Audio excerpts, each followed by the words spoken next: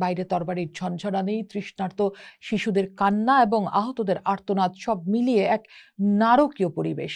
হে Yazid, তুমি তোমার সমস্ত প্রতারণা ও প্রচেষ্টা চালিয়ে যাও, কিন্তু আল্লাহর কসম, তুমি আমাদের নাম ও স্মৃতি মুছে ফেলতে পারবে না। আমি আল্লাহর দরবার ছাড়া আর কারো কাছে অভিযোগ করি না। মহরমের চাঁদ যখন উদিত হয়, পৃথিবীর আকাশ বাতাস এক গভীর শোকে আচ্ছন্ন হয়ে যায়। এই শোক শুধু ঐতিহাসিক বিয়োগান্তক ঘটনার স্মৃতিচারণ নয়, বরং এটি মানব ইতিহাসের এক চিরন্তন সংগ্রামের প্রতিচ্ছবি। সত্যের জন্য আত্মত্যাগ, অন্যায়ের বিরুদ্ধে প্রতিরোধ এবং সর্বোপরি অকল্পনীয় কষ্টের মাঝে ধৈর্যের এক কালজয়ী উপাখ্যান। এই উপাখ্যানের কেন্দ্রে রয়েছেন ইমাম হোসেন রাদিয়াল্লাহু তাআলা আনহু এবং তার ৭২ জন সহযোদ্ধা। রক্তে লেখা ইতিহাসের প্রতিটি অধ্যায়ের নীরব সাক্ষী এবং পরবর্তীকালে জীবন্ত ধারক ছিলেন কারবালার নারীরাও। তাদের ছাড়া কারবালার মহাকাব্য অসম্পূর্ণ। তাদের অশ্রু, সাহস এবং আত্মমর্যাদা ছাড়া বিপ্লবের বার্তা হয়তো ফোরাতের বালুচরেই বিলীন হয়ে যেত। কারবালার আলোচনায় প্রায়শই পুরুষদের বীরত্বের কথা উঠে আসে, কিন্তু সেখানে আড়ালে যে নারীরা ছিলেন, তাদের ভূমিকা কোনো অংশেই কম ছিল না। তারা ছিলেন মা, বোন, স্ত্রী, কন্যা, যারা নিজেদের সন্তানদের, স্বামীদের, পিতাদের হাসি মুখে মৃত্যুর জন্য প্রস্তুত করেছিলেন। তারা শুধু শোকগ্রস্ত দর্শক ছিলেন না, বরং এই আন্দোলনের সক্রিয় অংশীদারও ছিলেন।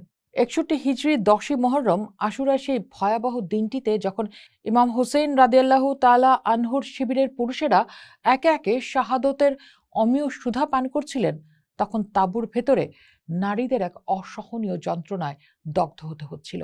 বাইরে তরবারির ঝনঝনানি, তৃষ্ণার্ত শিশুদের কান্না এবং আহতদের আর্তনাদ সব মিলিয়ে এক নারকীয় পরিবেশ। কিন্তু এই চরম বিশৃঙ্খলার মাঝেও তারা ছিলেন পাহাড়ের মতো অটল। যেমন উম্মে রুবাবা তার ৬ মাসের শিশু আলী আসগরের শুকিয়ে যাওয়া ঠোঁটের দিকে তাকিয়ে ইমাম হোসেন রাদিয়াল্লাহু তাআলা আনহুর কাছে তুলে দিয়েছিলেন এক ফোঁটা পানির আশায়। কিন্তু জালেম বাহিনীর নিক্ষিপ্ত তীর যখন শিশুটির কচি গলা ভেদ করে, তখন সেই মায়ের হৃদয়ের অবস্থা কেমন হয় একটু ভাবুন তো। এটা নিশ্চয়ই কোনো ভাষা দিয়ে বর্ণনা করা সম্ভব নয়। তিনি তার সন্তানের রক্তমাখা নিথর দেহ বুকে জড়িয়ে ধরে আল্লাহর কাছে শুকরিয়া আদায় করেছিলেন, কারণ তার এই ক্ষুদ্রতম কোরবানিও সত্যের পথে কবুল হয়েছে। একইভাবে উম্মে লায়লা তার পুত্র আলী আকবরের শাহাদত প্রত্যক্ষ করেছেন, যিনি দেখতে অবিকল মহানবী হযরত মুহাম্মদ সাল্লাল্লাহু আলাইহি সাল্লামের মতো ছিলেন বলে কথিত আছে। জয়নাব তার ২ কিশোর পুত্র আউন ও মুহাম্মদকে মামার জন্য জীবন উৎসর্গ করতে পাঠিয়েছিলেন। তাঁদের শাহাদতের পর একটিবারও শোক প্রকাশ করেননি, পাছে ইমাম হোসেন লজ্জিত হন। এই নারীরা তাদের মাতৃত্বের সকল আবেগ বিসর্জন দিয়ে প্রমাণ করেছিলেন আদর্শের প্রতি জাগতিক সকল ভালোবাসা ঊর্ধ্বে। আশুরের বিকেল যখন ইমাম হোসেন রাদিয়াল্লাহু তাআলা আনহুর শাহাদতের মাধ্যমে সমাপ্ত হলো, তখন কারবালার যুদ্ধের প্রথম পর্ব শেষ হয়, দ্বিতীয় পর্বের সূচনা হয়। এই পর্বের সেনাপতি ছিলেন হযরত আলী ও ফাতেমার কন্যা জয়নাব। ভাইয়ের ছিন্নভিন্ন লাশ, আগুনে জ্বলতে থাকা তাঁবু এবং এতিম বিধবাদের কান্নার মাঝে তিনি একাই হয়ে ওঠেন সবার আশ্রয়স্থল। নিজের হৃদয়ে ১৮ আপনজনকে হারানোর শোক চেপে রেখে তিনি ইমাম জয়নুল আবেদিন আলাইহিস সালামকে রক্ষা করেছেন, ক্ষুধার্ত ও তৃষ্ণার্ত শিশুদের সামলেছেন এবং ভীত সন্ত্রস্ত নারীদের সাহস জুগিয়েছেন। ইমাম হোসেন রাদিয়াল্লাহু তাআলা আনহুর পর তিনিই ছিলেন আহলে বাইত কাফেলার নেতা। কারবালা থেকে কুফা এবং কুফা থেকে দামেস্কের শামের রাজদরবার পর্যন্ত এই দীর্ঘ বন্দিযাত্রায় তার ভূমিকা ছিল কিংবদন্তি তুল্য।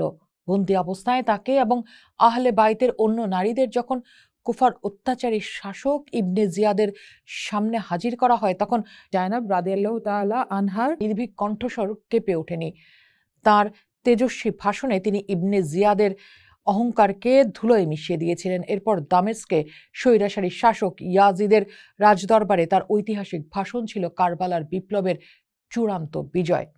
ইয়াজিদ যখন বিজয়ীর দম্ভে ইমাম হোসেন রাদিয়াল্লাহু তাআলা আনহুর কর্তৃত মস্তকের অমর্যাদা করছিল, তখন জয়নাব দাঁড়িয়ে বলেছিলেন, হে ইয়াজিদ, তুমি তোমার সমস্ত প্রতারণা ও প্রচেষ্টা চালিয়ে যাও, কিন্তু আল্লাহর কসম, তুমি আমাদের নাম ও স্মৃতি মুছে ফেলতে পারবে না। আমি আল্লাহর দরবার ছাড়া আর কারো কাছে অভিযোগ করি না। তার এই ভাষণে তিনি ইয়াজিদের তথাকথিত বিজয়কে নৈতিক পরাজয়ে রূপান্তরিত করেন। তিনি স্পষ্ট করে দেন যে ইমাম হুসাইন রাদিয়াল্লাহু তাআলা আনহুকে হত্যা করে ইয়াজিদ নিজেকেই ধ্বংস করেছেন। জয়নাবের এই সাহসিকতাই কারবালার প্রকৃত বার্তা, সত্যের জয় ও মিথ্যার পরাজয় পৃথিবীর কাছে পৌঁছে দিয়েছে। তিনি শুধু শোকের প্রতীক নন, তিনি প্রতিবাদী কণ্ঠস্বর। কারবালার নারীদের মধ্যে সবচেয়ে মর্মস্পর্শী আখ্যানটি সম্ভবত ইমাম হুসাইন রাদিয়াল্লাহু আনহু তাআলার 4 বছর বয়সী কন্যা সাকিনার।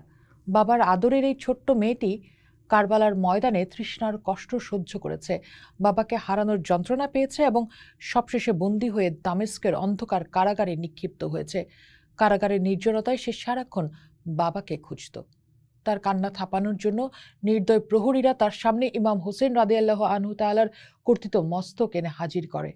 বলা হয়, বাবার সেই ছিন্ন মস্তক বুকে জড়িয়ে ধরে ছোট্ট সাকিনা এতটাই শোকাহত হয় যে সেই অবস্থাতেই সে মৃত্যুবরণ করে। তার এই করুণ মৃত্যু ইয়াজিদি বর্বরতার এক নির্মম দলিল হয়ে আছে। সাকিনার ছোট্ট কবরটি আজও সাক্ষ্য দেয় সেদিন জালেমরা কতটা অমানবিকতার সীমা ছাড়িয়ে গিয়েছিল। কারবালার নারীরা কেবল বিলাপকারী ছিলেন না, তারা ছিলেন ইতিহাসের নির্মাতা। ইমাম হোসেন রাদিয়াল্লাহু তাআলা আনহু যদি রক্ত দিয়ে কারবালার জমিনে ইসলামের চারা রোপণ করে থাকেন, তবে তার বোন জয়নাব এবং অন্য নারীরা তাদের অশ্রু, ধৈর্য আর বলিষ্ঠ কণ্ঠ দিয়ে সেই চারাকে এক বিশাল মহির হয়ে পরিণত করেছেন। তাদের বন্দিযাত্রা না হলে, তাদের ভাষণ না থাকলে কারবালার ঘটনা হয়তো শাসকদের দ্বারা বিকৃত এক ইতিহাসে পরিণত হতো। তারা শিখিয়েছেন কিভাবে চরম বিপর্যয়ের মুখেও মাথা উঁচু করে বাঁচতে হয়, কিভাবে শোককে শক্তিতে রূপান্তরিত করতে হয়। কারবালার নারীদের ত্যাগ ও সংগ্রাম শুধু মুসলিমদের জন্য নয়, বরং পৃথিবীর সকল মুক্তিকামী মানুষের জন্য এক অফুরন্ত অনুপ্রেরণার উৎস। তাদের অশ্রু ও আগুন মাখা গল্প আজও আমাদের শেখায়, সত্যের পথ কঠিন হলেও চূড়ান্ত বিজয় সত্যেরই হয়। পোস্ট দেখুন, ভাবুন, করুন, পোস্টের সাথেই থাকুন।